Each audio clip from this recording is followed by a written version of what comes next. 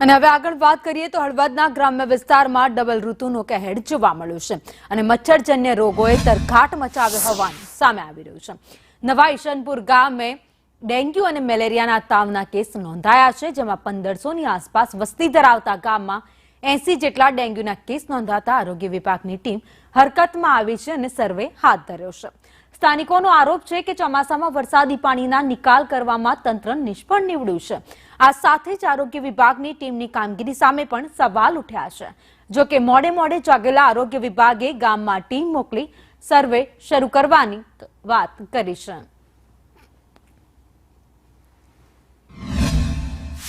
ડેન્ગ્યુનો ભરડો લઈ ગયું છે।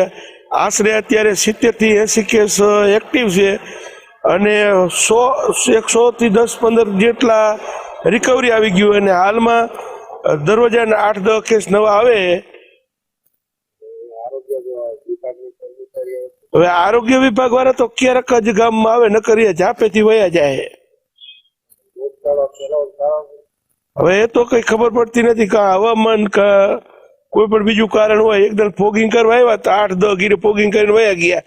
ખરેખર ફોગિંગ ને આખા ગામની અંદર જરૂર છે। મારા છોકરા અને વહુ અને છોકરા થઈને 7 જણાને ડેન્ગ્યુ થયું। એમાં એકને જે અત્યારે હાલ તાવ આવે છે, બીજા બધાને સારું થઈ ગયું।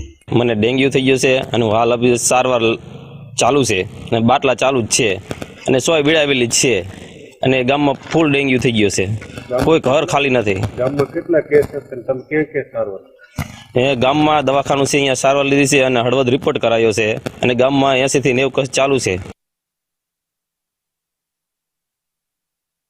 ईशनपुर गांव में प्राइवेट लेबोरेटरी में कार्ड टेस्ट द्वारा 2 डेंग्यू ने केस पॉजिटिव आवेल। जे अन्वय 11 तारीखे 133 घर અને વસ્તી 615 અને પાત્રો 570 તપાસ કરવામાં આવેલ, જેમાંથી 7 પાત્રો પોઝિટિવ આવેલ અને ફોગિંગ 99 ઘરે મેં કરવામાં આવેલ છે।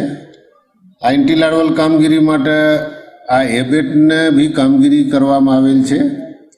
ખરેખર આ પ્રિવેન્ટિવ મેજર માટે કોઈ પણ પોઝિટિવ કેસ આવે તો એ કયું ગામનું છે, કયું ફળિયાનો છે અને ત્યાં બીજા કેસ તો નથી ને એ જોવા માટે યા તપાસ કરવા માટે અમે ટીમ મોકલીએ છીએ। જે અન્વયે આ 2 પોઝિટિવ કેસ નીકળ્યા પછી અમારી આરોગ્યની ટીમ ગામમાં મોકલવામાં આવેલ છે।